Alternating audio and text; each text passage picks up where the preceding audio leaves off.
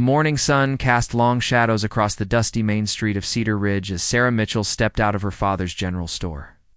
The town was already bustling with activity, but something felt different today. The usual chatter among the townsfolk carried an edge of tension that made her pause on the wooden boardwalk. Sarah had always been observant, a trait that often set her apart from the other young women in town. While they focused on the latest fashions from back east, or gossiped about potential suitors, Sarah found herself noticing the small details that others missed. The way old Mr. Henderson favored his left leg more each day, suggesting his arthritis was worsening. How Mrs. Thompson's smile never quite reached her eyes when she spoke of her son who'd gone off to fight in the Indian Wars. These observations had taught her to read people and situations with an accuracy that sometimes unnerved those around her. Today, keen eyes were drawn to a group of men gathered outside the saloon.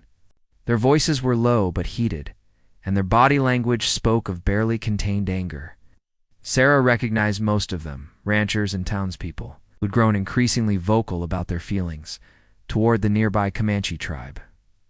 The recent peace treaty had done little to ease the tensions that had built up over years of conflict.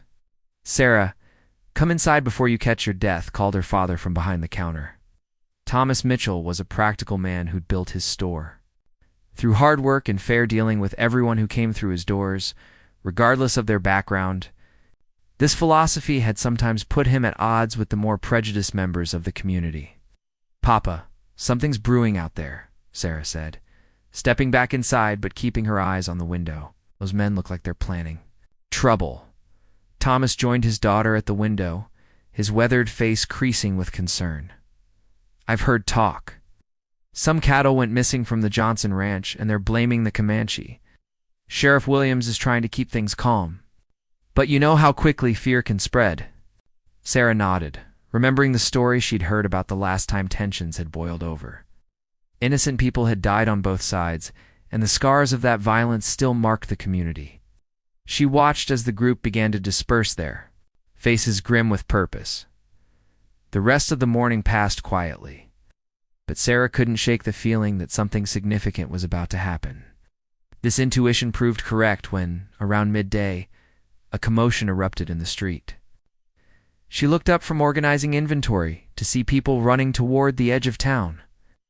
Their voices raised in alarm and excitement. Against her father's protests, Sarah hurried outside to see what was happening. A crowd had gathered near the old oak tree that marked the boundary between the town and the open prairie, through the gaps between the onlookers. She caught sight of a man on horseback approaching at a desperate pace. As the rider drew closer, Sarah could see that he was Native American, likely Comanche based on his dress and the style of his horse's decorations. What made her heart race, however, was the obvious distress of both horse and rider.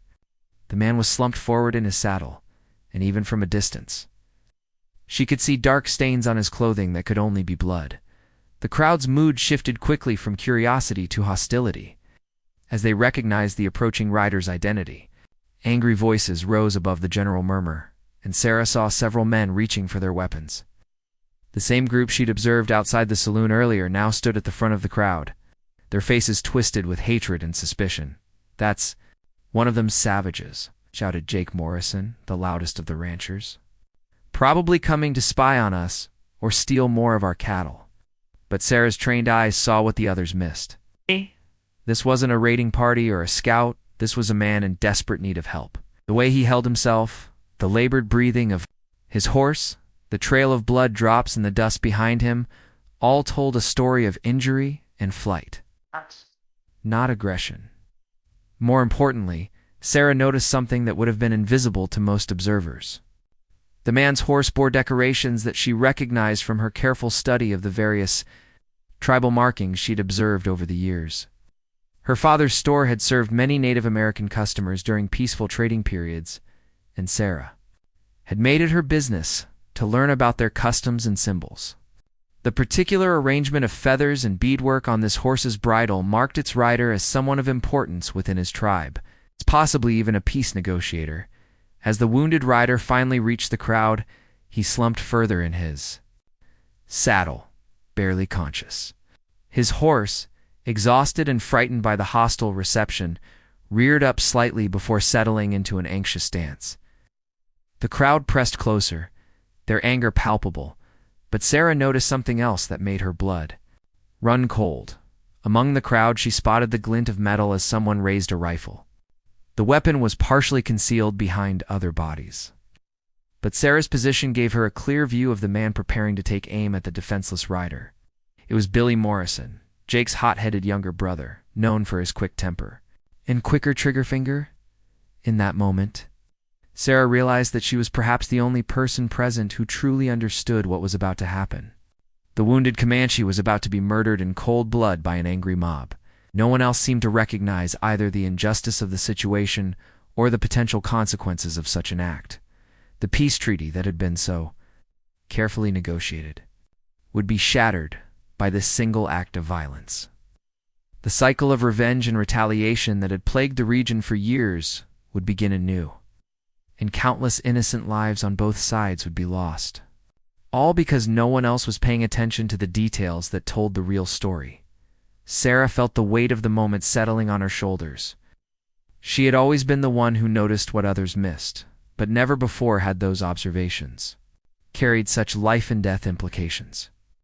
As Billy Morrison's finger moved toward the trigger and the crowd's anger reached a crescendo, Sarah knew that what she did next would determine not just the fate of one wounded warrior, but the future of everyone in Cedar Ridge.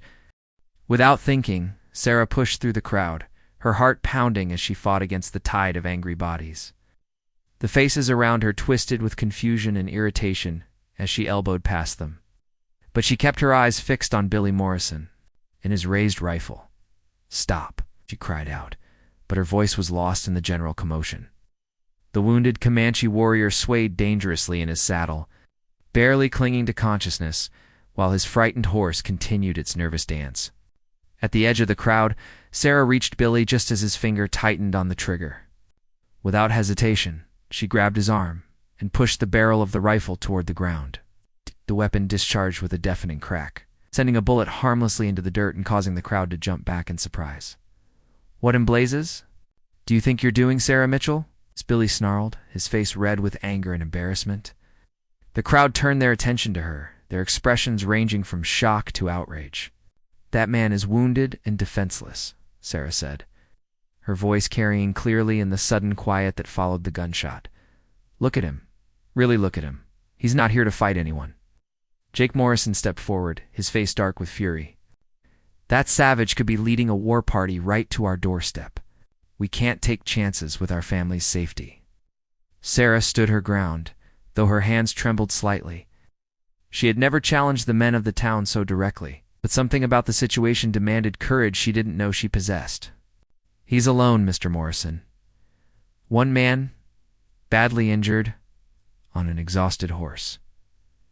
"What kind of war party is that?" As if summoned by her words, the wounded warrior finally lost his battle with consciousness. He slid sideways from his horse's back, hitting the ground with a sickening thud. His horse whinnied in distress and stepped sideways, nearly trampling its fallen rider before Sarah quickly moved to grab the animal's reins. The sight of the unconscious man lying in the dust seemed to deflate some of the crowd's anger, replacing it with uncertainty. Dr. Harrison, the town's physician, pushed through the circle of onlookers, his medical bag already in hand. Despite his personal feelings about the ongoing conflicts, his oath as a healer compelled him to act. "He's been shot," Dr. Harrison announced after a quick examination. "Twice, from the looks of it. Once in the shoulder and once in the side. Lost a lot of blood. Will die if we don't get him proper care soon." The crowd shifted restlessly, seemed relieved that the immediate threat was over, while others muttered about letting nature take its course. Sarah found herself looking down at the unconscious warrior's face for the first time. He was younger than she'd expected, perhaps only a few years older than herself. His features were strong and noble, and even in unconsciousness there was something about him that spoke of intelligence and dignity. More importantly, now that she could see him clearly, Sarah noticed details that confirmed her earlier observations. The intricate beadwork on his clothing, the quality of his weapons, and especially a particular medallion around his neck, all marked him as someone of high standing within his tribe. This wasn't just any warrior. This was likely someone important, enough that his death could shatter the fragile peace. "We should take him to the jail," suggested Sheriff Williams, who had finally pushed through the crowd. "Keep him under guard until we figure out what to do with him." "He needs medical attention first," Dr. Harrison said firmly. "Whatever else he might be, right now he's a patient who will die without proper care." Sarah felt the crowd's mood beginning to shift toward compromise, but she knew that compromise might not be enough. Even if they kept the warrior alive, holding him prisoner would likely be seen as an act of aggression by his tribe. The careful diplomacy that had brought about the recent peace treaty could unravel just as surely from imprisonment as from murder. "What if he's here for a reason?" Sarah found herself saying, the words tumbling out before she could stop them. "What if he was coming here to talk, not to fight?" Billy Morrison laughed harshly. "Talk? Savages don't talk, they kill and steal. And burn. Then why is he alone?" Sarah challenged. "If he meant us harm, wouldn't he have brought others? And look at his horse's markings. I've seen similar decorations on peaceful trading delegations." Sheriff Williams studied the unconscious man more carefully, his experienced eyes taking in details that the angry crowd had missed. She might have a point. His weapons are still in their sheaths, and that horse isn't painted for war. Dr. Harrison had been working to stop the bleeding while the debate raged around him. Whoever he is and whatever he was doing here, he's not going to be doing anything for a while. These wounds are serious. He needs a clean place to recover, proper bandaging, and someone to watch over him. The practical problem of where to house an injured Comanche warrior in a town still simmering with anti-Indian sentiment seemed to stump everyone.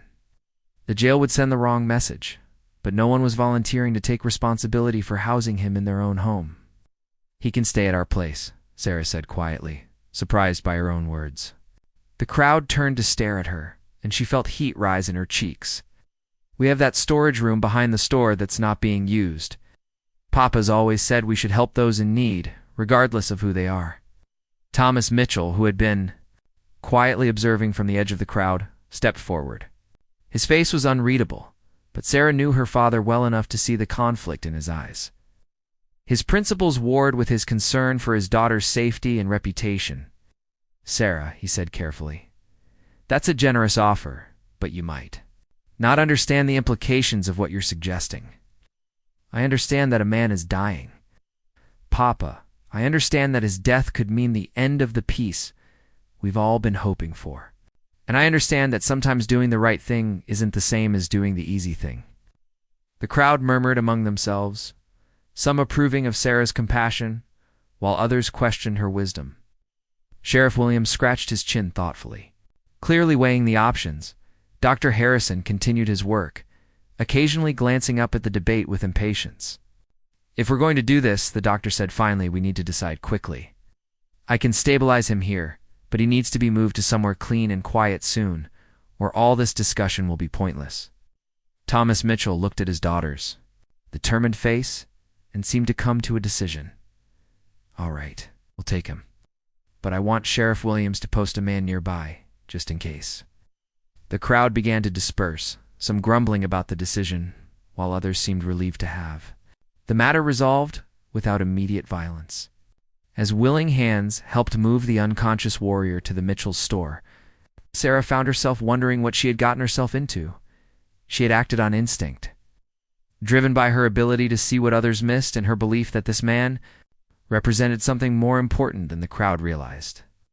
But as she watched Dr. Harrison work to save a life that an hour ago had been marked for death, Sarah couldn't shake the feeling that this was just the beginning of something much larger and more complicated than anyone imagined. For 3 days, the Comanche warrior drifted between consciousness and fevered dreams in the small room behind Mitchell's general store. Sarah had transformed the dusty storage space into a makeshift infirmary, bringing in clean blankets, a wash basin, and a comfortable chair where she could sit during her vigils. Dr. Harrison visited twice daily, changing bandages and monitoring his patient's progress with professional detachment. Though Sarah noticed the way his eyes softened when he thought no one was watching, The town buzzed with speculation about their unexpected guest. Some citizens stopped by the store to peer curiously toward the back room, while others made pointed comments about harboring dangerous elements. Sheriff Williams had indeed posted a deputy nearby, though young Tommy Fletcher spent most of his time whittling on the front porch and seemed more interested in Sarah's occasional smiles than in guarding against any potential threat. Sarah found herself drawn to the quiet room more often than necessary. She told herself she was simply being a responsible nurse, checking on the patient's condition and ensuring he had everything needed for recovery. But if she were honest, something about the wounded warrior fascinated her in ways she didn't fully understand. During his fevered moments, he spoke in his native tongue, his voice sometimes urgent as if delivering important messages, other times soft and almost musical. Sarah didn't understand the words, but she found herself memorizing the sound of his voice, the rhythm of his speech. In quieter moments, she studied his face, noting the strong jawline, the high cheekbones, the long dark hair that she had carefully cleaned of blood and dust. On the morning of the fourth day, Sarah entered the room carrying fresh water and clean bandages to find dark eyes watching her with alert intelligence. She nearly dropped the basin in surprise, her heart jumping at the unexpected encounter with consciousness after so many days of one-sided care. "You are awake," she said softly, setting down her supplies and moving slowly so as not to alarm him. The warrior's eyes followed her movements carefully. She could see him taking in his surroundings. With the quick assessment of someone trained to evaluate potential threats and escape routes, he tried to sit up, but immediately fell back with a sharp intake of breath as his injuries reminded him of their presence. Sarah instinctively moved forward to help, but stopped when she saw the wariness in his eyes. "Please don't try to move too quickly," she said, keeping her voice gentle and calm. "You were badly hurt. Dr. Harrison, our physician, says you lost a great deal of blood." The warrior's eyes never left her face as she spoke. She could see him processing her words, and gradually the tension in his posture eased slightly. When he spoke, his voice was rough from disuse, but his English was clear and surprisingly refined. "Why?" he asked simply, but the single word carried the weight of many questions. Sarah understood immediately what he was asking. Why had she helped him? Why had her people chosen to care for him instead of killing him?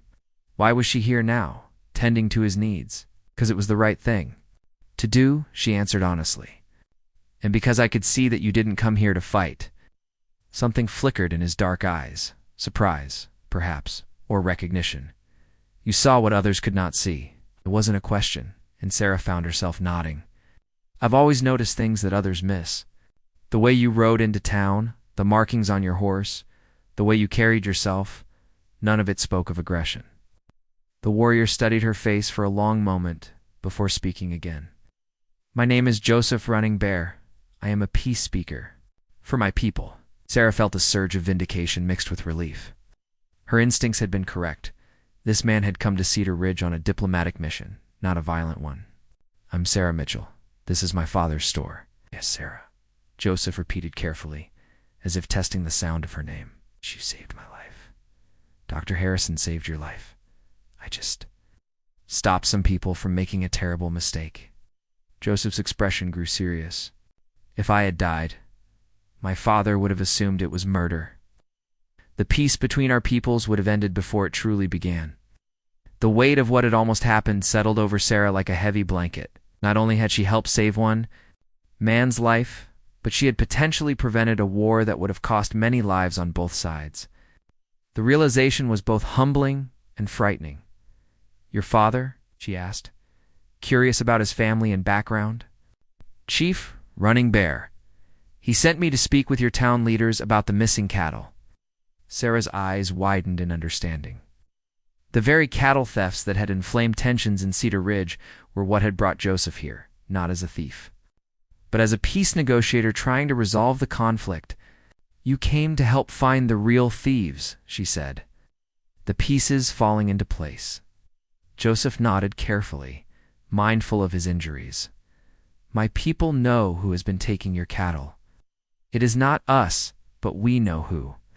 I came to offer information, and assistance in stopping the real thieves. The cruel irony of the situation struck Sarah forcefully. The townspeople had been ready to kill the very person who could have solved their problem and preserved the peace they all claimed to want. If not for her intervention, their prejudice and fear would have destroyed their best hope for a lasting resolution. "You need to tell Sheriff Williams," Sarah said urgently, "and the town council. They need to know why you're really here." Joseph attempted to sit up again, this time managing to prop himself against the pillows Sarah quickly arranged behind him. The effort clearly cost him, and she could see sweat beading on his forehead from the exertion. "First, I must regain my strength. A peace speaker who can barely sit up carries little authority." Sarah found herself smiling at his practical wisdom. "Dr. Harrison says you should be able to sit up properly in a few more days and walk short distances within a week, if you don't push too hard." As if summoned by their conversation, footsteps approached in the main store, followed by her father's voice calling out, "Sarah, Dr. Harrison is here for his morning visit." "Coming, Papa," she called back, then turned to Joseph with sudden uncertainty. "Should I tell them you're awake? Some people in town are still upset about you being here." Joseph considered this carefully. "Tell your doctor and your father. They have shown honor in their treatment of me. But perhaps it would be wise to wait before announcing my recovery to others." Sarah nodded, understanding his caution. The revelation that their prisoner was actually conscious and had come on a peace mission might not be received well by those who had been hoping for a more permanent solution to their Indian problem. As she prepared to leave the room, Joseph's voice stopped her. "Sarah Mitchell." She turned back to find him watching her with an expression she couldn't quite read. "Thank you," he said simply. "Not just for the care you have given me, but for seeing what others could not see. In my culture, we say that some people are born with the gift of true sight. I believe you possess this gift." Sarah felt warmth spread through her chest at his words, along with something else she couldn't quite identify. There was something about the way Joseph looked at her, respect and gratitude in his voice, that made her feel valued in a way she had never experienced before. "I'll be back later with some broth," she said softly, then slipped out to meet Dr. Harrison. Her mind racing with the implications of Joseph's revelation and the growing realization that her life in Cedar Ridge would never be quite the same again. Dr. Harrison's examination of Joseph confirmed what Sarah had hoped. The warrior was healing well and would soon be strong enough to fulfill his mission as a peace speaker. However, the doctor's stern warning about the need for continued rest meant that Joseph would remain in the Mitchells' care for at least another week. Thomas Mitchell had taken the news of Joseph's true purpose with his characteristic, measured consideration. After speaking privately with the recovering warrior, Sarah's father emerged from the room with a thoughtful expression and a new respect in his eyes. "He's an educated man," Thomas told his daughter as they worked together in the store that evening. "Speaks better English than half the men in this town." It's what he told me about those missing cattle. Well, it makes a lot of sense. Sarah looked up from the inventory ledger she'd been updating. "What did he say?" "Apparently there's been a band of white rustlers working the area between here and the reservation. They steal cattle from ranches on both sides, then sell them in distant markets where no questions are asked. The Comanche have been losing stock too, but when our cattle went missing, everyone assumed it was Indian raiders." The elegant simplicity of the scheme impressed Sarah, even as it angered her. By operating between the two communities and exploiting their mutual distrust, the real thieves had created the perfect cover for their crimes. Each side blamed the other, while the true culprits remained free to continue their operations. "Does Joseph know who these rustlers are?" Thomas nodded grimly. "Says his people have been tracking them for months. They know their camp, their methods, even their planned routes to market. He came here to share that information and propose a joint effort to stop them." Over the following days, as Joseph's strength gradually returned, Sarah found herself spending more time in conversation with their unusual guest. What had begun as simple nursing care evolved into something far more complex and meaningful. Proved to be an engaging conversationalist, well-versed in topics ranging from literature to philosophy to the changing political landscape of the frontier.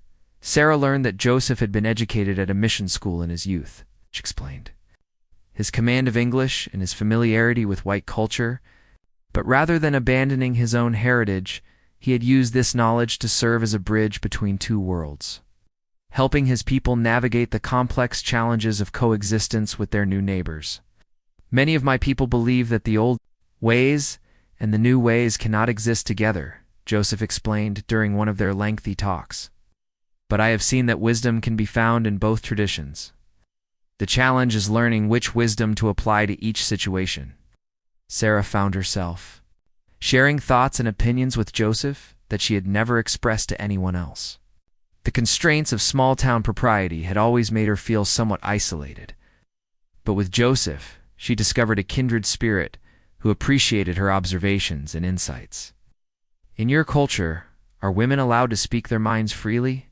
she asked during one afternoon conversation. Joseph smiled, a warm expression that transformed his entire face. "In my tribe, women are valued for their wisdom as much as their other contributions. My own mother sits on the Council of Elders, and her advice is sought on all important matters." The idea of a society where women's intelligence was valued equally with men's seemed almost too wonderful to believe. Sarah had always chafed against the expectations that she should be content with domestic concerns, while leaving larger matters to the men in her life. As Joseph regained his mobility, he began helping around the store during the quiet hours when few customers were present. His injuries still limited his movements, but his keen intelligence and willingness to learn quickly made him a valuable assistant. Sarah was amazed by how quickly he grasped the complexities of inventory management and customer relations. It was during one of these working sessions that trouble found them again. Jake Morrison burst through the front door of the store, his face red with anger and alcohol. Behind him followed his brother Billy and two other ranchers, all of whom had clearly been spending time at the saloon. "Where is he?" Jake demanded, his voice slurred but dangerous. "Where's that savage you've been coddling?" Sarah stepped protectively in front of the doorway leading to the back rooms, her heart racing but her voice steady. "Mr. Morrison, you're not welcome here if you're going to speak that way. Don't you take that tone with me, girl," Jake snarled. "We've been talking, and we decided it's time to settle this Indian problem once and for all." From behind her, Sarah heard the soft sound of Joseph moving carefully closer. She could sense his presence even without turning around, and somehow his nearness gave her courage. "There is no Indian problem, Mr. Morrison," Sarah said firmly. "There's a rustling problem, and if you'd listen to reason instead of drinking away your common sense, you might learn something useful." Billy Morrison stepped forward aggressively. "You watch your tongue, Sarah Mitchell. We know you've been spending time back there with that savage. People are starting to talk about what a young woman might be doing alone with an Indian." The implication in his words made Sarah's blood boil, but before she could respond, Joseph stepped into view. Despite his injuries, he moved with quiet dignity that somehow made the four drunk ranchers seem small and crude by comparison. "I am Joseph Running Bear," he said calmly, his voice carrying an authority that made the men pause. "I came to your town to offer help in solving your cattle theft problem. If you are interested in recovering your livestock and stopping the real thieves, I am willing to share what my people have learned." Jake Morrison laughed harshly. "Help? From you? That's rich. You probably helped steal them in the first place." "Ow." Joseph replied simply, "But I know who did." Something in his tone must have penetrated even Jake's alcohol-fogged brain, because the rancher's expression shifted from pure hostility to suspicious interest. "You're saying you know who's been taking our cattle?" "I am saying my people have been tracking the real thieves for months. We know their camp, their methods, and their next planned raid. We came to offer this information freely in the hope of preventing further conflict between our peoples." The four men exchanged uncertain glances. The promise of actually recovering their stolen cattle was clearly tempting, but their prejudices ran deep. "Why should we trust anything you say?" Morrison demanded. Joseph looked directly at Sarah before answering, and she saw something in his eyes that made her heart race.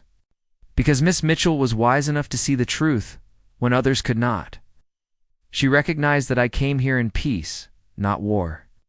Her gift of true sight may have saved both our peoples from a tragedy that would have served only the real criminals."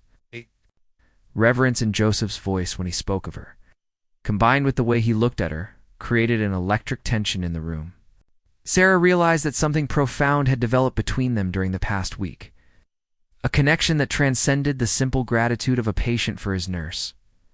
Thomas Mitchell chose that moment to return from his errands, taking in the scene with quick understanding. "Gentlemen," he said firmly, "I think you should leave now. You've been drinking, and this discussion would be better held when clearer heads can prevail." As the ranchers reluctantly filed out, Jake Morrison turned back for one final threat.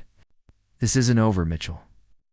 That's Savage and anyone who helps him better watch their backs." After they left, Sarah found herself trembling with a mixture of anger and fear. The confrontation had revealed not only the depth of prejudice they still faced, but also the growing rumors about her relationship with Joseph. In a small town like Cedar Ridge, such gossip could destroy a woman's reputation and her family's standing in the community. But as Joseph gently touched her shoulder in a gesture of comfort and gratitude, Sarah realized that some things were worth risking everything for. The truth needed to be told, and justice needed to be served, regardless of the personal cost. The town meeting was called for the following Sunday after church services, giving everyone time to hear about Joseph's claims regarding the cattle thieves. Sheriff Williams had finally agreed to let the Comanche warrior present his information to the community. Though he insisted on maintaining order and preventing any violence, Sarah dressed carefully that morning, knowing that all eyes would be on her family as the people who had harbored Joseph during his recovery. The whispers had grown louder over the past few days, and she'd caught several disapproving glances from the more conservative townspeople. Mrs. Henderson had actually crossed the street to avoid speaking with her.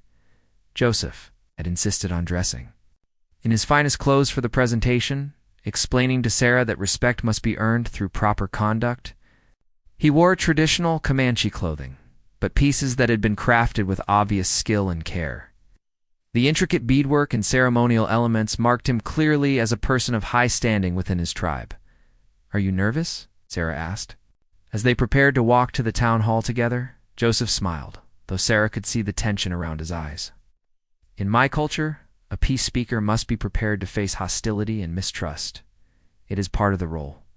But I confess that I have grown attached to this place and its people during my recovery. The outcome today matters to me more than it might have a month ago." Something in his tone made Sarah look at him more closely. Over the past 2 weeks, she had come to know Joseph as an intelligent, honorable, and surprisingly gentle man. Presence in their home had become natural and comfortable. "Joseph," she began carefully, "what will happen after today, regardless of how the meeting goes?" He was quiet for a long moment. "If the town accepts my information and agrees to work with my people to stop the thieves, I will return to my tribe to arrange the cooperation. If they refuse, then I will still return to my people, and we will deal with the thieves ourselves." "You'll come back?" The question slipped out before Sarah could stop it, revealing more of her feelings than she had intended. Joseph turned to face her fully, his dark eyes serious and searching. "Sarah, there are things I should say to you, but perhaps not before we see how today unfolds. What has grown between us is precious to me, but it may not be possible in the world we live in." Before she could respond, Thomas Mitchell appeared at the door. "It's time," he said simply. "The hall is already filling up, and Sheriff Williams wants Joseph there before things get too heated." The walk to the town hall felt like the longest of Sarah's life. People lined the streets, some curious, others openly hostile.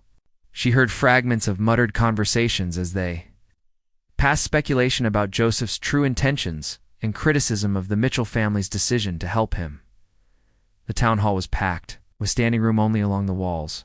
Williams had positioned himself near the front of the room. Sarah noticed that he'd quietly stationed several deputies around the hall's perimeter. The tension in the air was thick enough to cut with a knife. Mayor H. Henderson called the meeting to order and briefly explained the purpose of the gathering. As Joseph stepped forward to address the crowd, the room fell silent except for the occasional cough or shuffling of feet. "People of Cedar Ridge," Joseph began, his voice carrying clearly to every corner of the hall. "I come before you today, not as an enemy, but as someone who shares your desire for peace and justice. My name is Joseph Running Bear, and I am a peace speaker for the Comanche Nation." A murmur ran through the crowd at his formal introduction. Sarah noticed that several people seemed surprised by his eloquence and bearing. For months, both our peoples have suffered from the theft of livestock. You have blamed my people for these crimes, and some among my people have begun to suspect yours. But the truth is that neither of our communities is responsible for these thefts. Jake Morrison stood up abruptly. "That's convenient to say now that you've been caught." Sheriff Williams raised his hand for silence. "Let the man speak his piece, Jake. You'll have your chance to ask questions." Joseph nodded gratefully to the sheriff. 3 months ago, my people began tracking a band of white rustlers who were stealing horses and cattle from both our communities. These men are clever. They operate in the disputed territory between our lands, stealing from both sides and allowing each to blame the other. He reached into a leather pouch and withdrew a piece of cloth. This was found at the site of one of the thefts from our herd. It is from a shirt worn by white men, not from any garment made by my people. Dr. Harrison leaned forward to examine the evidence. That's definitely from a store-bought shirt. The weave and dye are machine-made. Joseph continued, "We have tracked these thieves to their camp in Devil's Canyon, about 20 miles northeast of here. There are 5 of them, led by a man with a distinctive scar across his left cheek. They have built holding pens in a hidden valley where they keep stolen livestock before moving them to distant markets." The room buzzed with interest as people absorbed this information. Sarah could see skepticism warring with hope on many faces. The promise of recovering their stolen cattle was appealing, but trusting a Comanche warrior still seemed difficult. "For many, why should we believe any of this?" demanded Billy Morrison. "This could all be lies to throw us off your trail." Before Joseph could respond, Sheriff Williams stepped forward. "Cause," he said loudly, "I sent a telegram to Fort Collins yesterday asking about cattle thefts in their area. Got a reply this morning." He held up a yellow telegraph form. "Turns out they've been having the same problem we have. And their description of the suspects matches exactly what Mr. Running Bear just told us." The revelation hit the crowd like a thunderbolt. If the thefts were happening in multiple locations, it supported Joseph's claim about an organized band of rustlers operating across a wide territory. Thomas Mitchell stood up from his seat near the front. "Sheriff Williams, did Fort Collins mention anything about the leader of these thieves?" "Matter of fact, they did. Man named Scarface Charlie, known for the distinctive mark across his cheek. He's wanted for rustling in 3 counties. Nodded solemnly. "This is the man we have been tracking. My warriors know his camp, his habits, and his planned routes. We offer this information freely in the hope that working together we can stop these crimes and preserve the peace between our peoples." Mayor Henderson cleared his throat. "Mr. Running Bear, what exactly are you proposing?" "A joint expedition to Devil's Canyon. Some of your men and some of mine working together to capture these thieves and recover the stolen livestock. My people know the terrain and the thieves' patterns. Your people know the law and have the authority to make arrests." The room erupted in discussion as townspeople debated the proposal among themselves. Sarah watched the faces around her, seeing the same internal struggle she had witnessed when Joseph first arrived, fear and prejudice battling against practical necessity and the hope of justice. Jake Morrison stood again, his face still skeptical but less hostile than before. "Even if what you're saying is true, how do we know this isn't some kind of trap?" Joseph's response was quiet but powerful. "Because Miss Sarah Mitchell saved my life when your people would have killed me. Because her father opened his home too. Me when I was wounded and defenseless. I have seen that there are good people in Cedar Ridge who judge others by their actions rather than their appearance. I would not betray such people." The sincerity in his voice seemed to reach even the most skeptical members of the audience. Sarah felt tears prick her eyes at his public acknowledgement of what her family had done. Dr. Harrison stood up. "Sheriff Williams, I've been treating Mr. Running Bear for 2 weeks now. I've had plenty of opportunity to observe his character. In my opinion, he's a man of honor who means exactly what he says." Finally, Sheriff Williams called for order. "We've got a choice to make. We can continue blaming each other while the real thieves keep stealing from all of us, or we can work together to catch the actual criminals." Mayor Henderson nodded slowly. "All those in favor of accepting Mr. Running Bear's proposal for a joint expedition to Devil's Canyon?" Hands went up around the room, not all of them, but enough to constitute a clear majority. Sarah felt a surge of relief and pride as she watched her community choose cooperation over conflict. The joint expedition to Devil's Canyon proved to be everything Joseph had promised and more. Working together, the combined force of townspeople and Comanche warriors had successfully captured Scarface Charlie and his band of rustlers, recovering not only the stolen cattle, but also uncovering evidence of thefts spanning 3 counties. The cooperation between the two groups had been remarkable, with each side contributing their unique strengths to ensure the mission's success. News of the victory spread quickly through both communities, bringing with it a new spirit of mutual respect and understanding. For the first time in years, there was genuine hope for lasting peace between Cedar Ridge and the nearby Comanche settlement. But for Sarah, the success of the expedition brought mixed emotions. Joseph had proven himself to both communities and fulfilled his mission as a peace speaker. There was no longer any reason for him to remain in Cedar Ridge, and she knew that his departure was imminent. On the evening before Joseph was scheduled to return to his people, Sarah found herself walking along the creek that bordered the town, seeking solitude to sort through her conflicted feelings. The past month had changed her in ways she was only beginning to understand. Her encounters with Joseph had opened her eyes to possibilities she had never imagined, not just for the relationship between their peoples, but for her own future. She was so lost in thought that she didn't hear footsteps approaching until Joseph's voice spoke softly behind her. "Sarah." She turned to find him standing a few feet away, his expression serious and searching. In the golden light of the setting sun, he looked every inch the noble warrior and diplomat she had come to know. But there was something vulnerable in his eyes that made her heart race. "Joseph, I didn't expect to see you this evening. I thought you were preparing for tomorrow's journey." "I am prepared to leave," he said quietly, "but there are words that must be spoken before I go. Things that have been growing between us that cannot be left unaddressed." Sarah felt her cheeks flush, but she didn't look away from his intense gaze. "Joseph, please let me speak first," he said, stepping closer. "In my culture, when a man wishes to express his feelings for a woman, he must do so with complete honesty and respect for the magnitude of what he is proposing." Sarah's heart pounded as she realized where this conversation was leading. Part of her had dreamed of this moment, while another part had dreaded it, knowing how complicated any future between them would be. "Sarah Mitchell," Joseph continued, his voice formal but filled with emotion. "You saved my life, but you have done far more than that. You have shown me a kind of courage and wisdom that transcends the boundaries between our peoples. In these weeks of knowing you, I have come to love not just your beauty, but your intelligence, your compassion, and your ability to see truth where others see only fear." The words hung between them like a bridge across an impossible chasm, Sarah felt, tears gathering in her eyes as she struggled to find her own words. "Joseph," she whispered, "what you're saying, it's what I've been feeling too, but we both know how difficult it would be. The prejudices on both sides, the practical challenges." "I know," he said, reaching out to gently take her hands. "I have thought of little else for days. A union between us would face obstacles that few couples must endure. But I've also seen that when people of courage choose love over fear, remarkable things become possible." Sarah looked into his eyes and saw not just love, but a future filled with possibilities she had never dared imagine.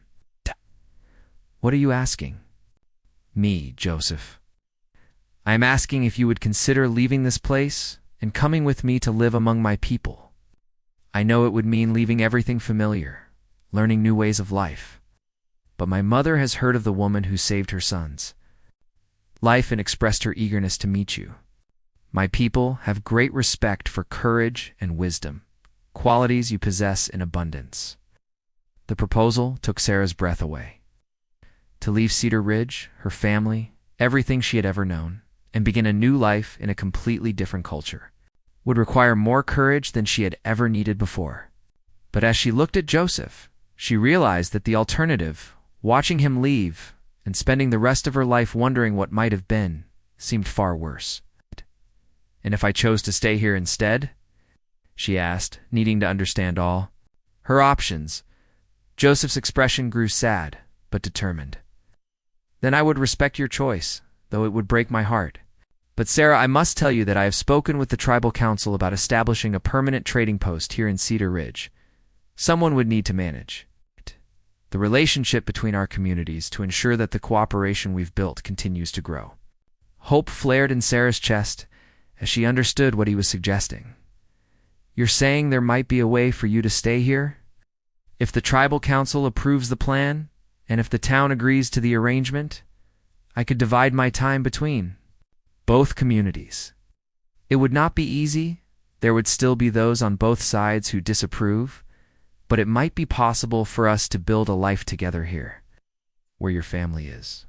Thomas Mitchell's voice interrupted their conversation as he approached through the gathering dusk.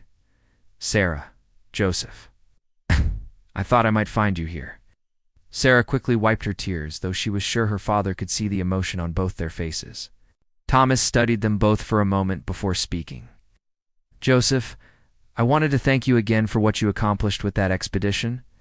You've given this town something it's never had before: hope for real peace with our neighbors.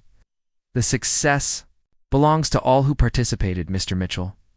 Your people showed great courage in trusting someone they had been taught to fear." Thomas nodded thoughtfully. "Speaking of trust, I've been thinking about something. This town could use someone who understands both communities, someone who could help us maintain the relationships we've built. Someone like you, Sarah and Joseph." Exchanged glances, surprised by how closely Thomas's thoughts mirrored their own conversation. "What are you suggesting, Papa?" Sarah asked. "I'm suggesting that Joseph might consider making Cedar Ridge his permanent home. We could use his skills in the store, and the town could benefit from his knowledge and connections. It wouldn't be easy at first. There would be some folks who'd need time to adjust, but I think most people have come to respect what he's done for us." Joseph was quiet for a long moment before responding. "Mr. Mitchell, what you suggest would be more than I had dared hope for. But I must ask, would you still make such an offer if you knew that my feelings for your daughter have grown beyond simple gratitude?" Thomas Mitchell studied the young warrior's face carefully, then looked at his daughter. Sarah held her breath, knowing that her father's response would determine the course of her future. "Joseph," Thomas said finally, "I've watched you for a month now. I've seen how you treat my daughter with respect and kindness, how you've conducted yourself with honor, even when others treated you with suspicion. If Sarah's feelings match yours, then you have my blessing." Wow. Tears flowed freely down Sarah's cheeks as she looked between the two most important men in her life. "They do match, Papa. They do." Joseph stepped forward and formally took Thomas's hand. "Sir, I give you my word that I will spend my life ensuring your daughter's happiness and honoring the trust you have placed in me." As the three of them walked back toward town together, Sarah marveled at how dramatically her life had changed since that morning when she first noticed what no one else could see. Her gift of observation had not only saved a life and prevented a war, but it also led her to a love she never could have imagined. 6 months later, Sarah Running Bear stood in her wedding dress, a beautiful blend of traditional white lace, and intricate Comanche beadwork that symbolized the union of two cultures. The ceremony was held in the meadow between Cedar Ridge and the Comanche settlement, tended by members of both communities who had come to celebrate not just a marriage, but the dawning of a new era of cooperation and understanding. As Joseph placed a ring on her finger and spoke his vows in both English and Comanche, Sarah reflected on the journey that had brought them to this moment. She had always been the one who noticed what others missed, but she had never imagined that this gift would lead her to notice the love of her life. Riding wounded into her town on a day when everything seemed destined for tragedy, looking out at the faces in the crowd, former enemies now sitting together as friends, sharing in the joy of two people who had found love across the boundaries of culture and tradition, Sarah knew that sometimes the most important things we notice are not the obvious details, but the possibilities hidden in what others see as impossible.